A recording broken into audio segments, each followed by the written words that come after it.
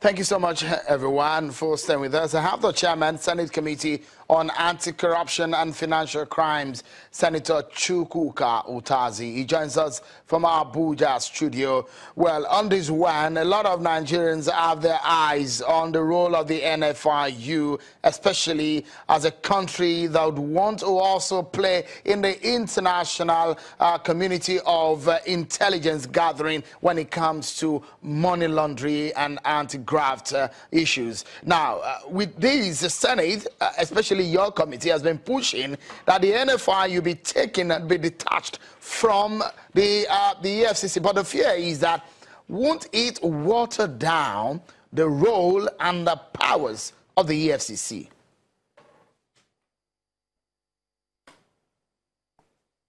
Well, I thank you for inviting me to this program, Shaun, in the first instance.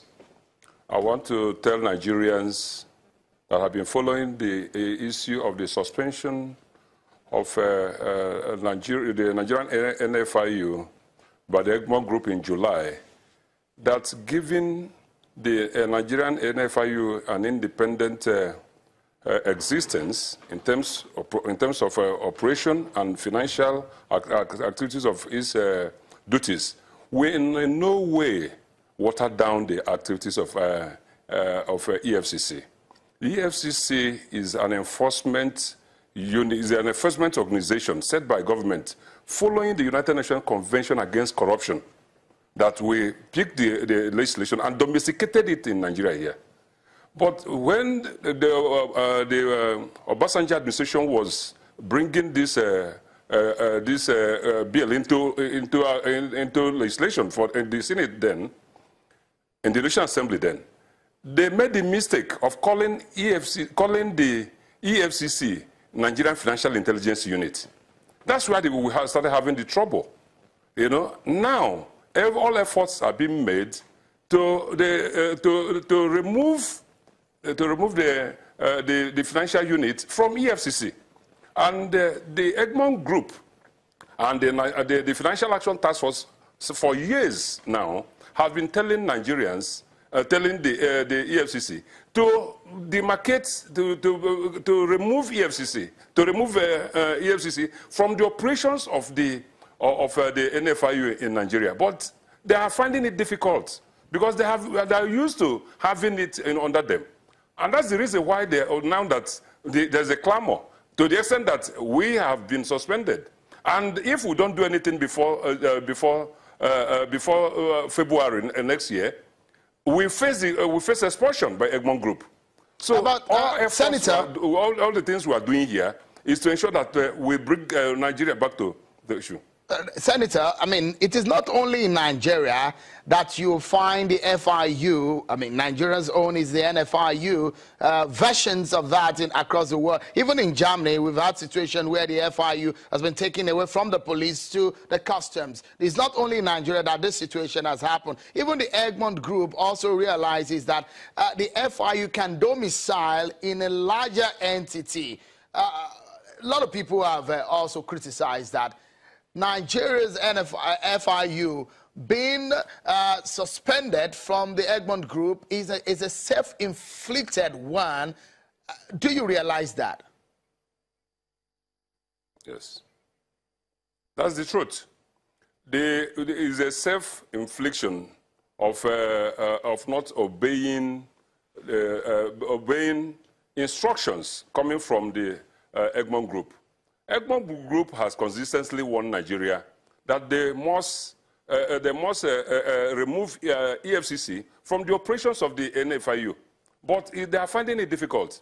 And because of this, in July of this year, in their meetings, in the last meeting the Egmont Group had, they removed Nigeria because they said the confidentiality of information coming which they exchange, member states exchange with each financial unit in their respective countries, have been compromised by the EFCC in Nigeria here, and that they don't like it.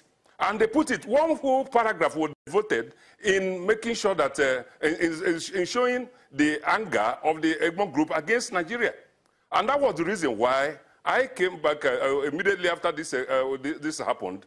I went to the Senate, you know, first of all, brought a motion to educate my members, my colleagues, about what the suspension portends for Nigeria. But having done that, now and making sure that they are with me, I came with amendment, with the bill, the fresh bill, the Nigerian Financial Intelligence Agency bill. And I pleaded with my colleagues to give it an expeditious treatment. And waiting 8 working days, because we are about going for vacation, for August vacation, we were able to get that through. All right. Senator, I'm quite curious about this. Sorry if I may quickly butt in here. This is quite important. I'm curious of the kind of rivalry that we've always seen, interagency rivalry that we've always seen within some security agencies in the country. Now, if you remove NFIU from the EFCC, where a lot of us are begging to see how the Almighty God will help us fight corruption, when the systems a lot of the times fail us. But with what is happening now, are you not looking or saying that the EFCC might be toothless in the anti-corruption war? No, never, never, Shehu. It's never going to be so.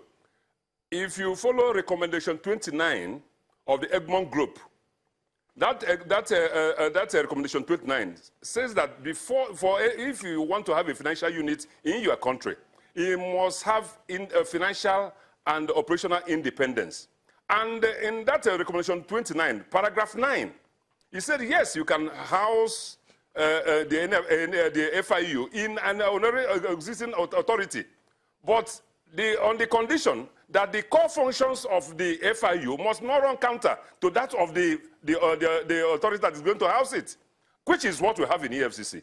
And now we have explained this, that if we want to meet the expectations of Egmont Group, there's no shortcut to it. We have to ensure that we follow things the way they are laid out.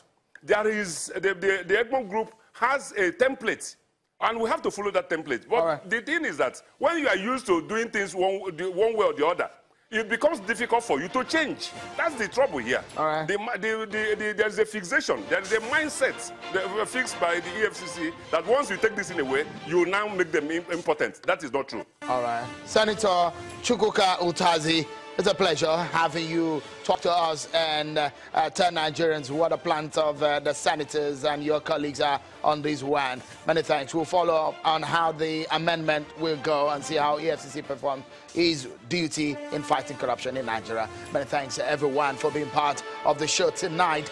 I'm Shewa Kimbale. Bye-bye.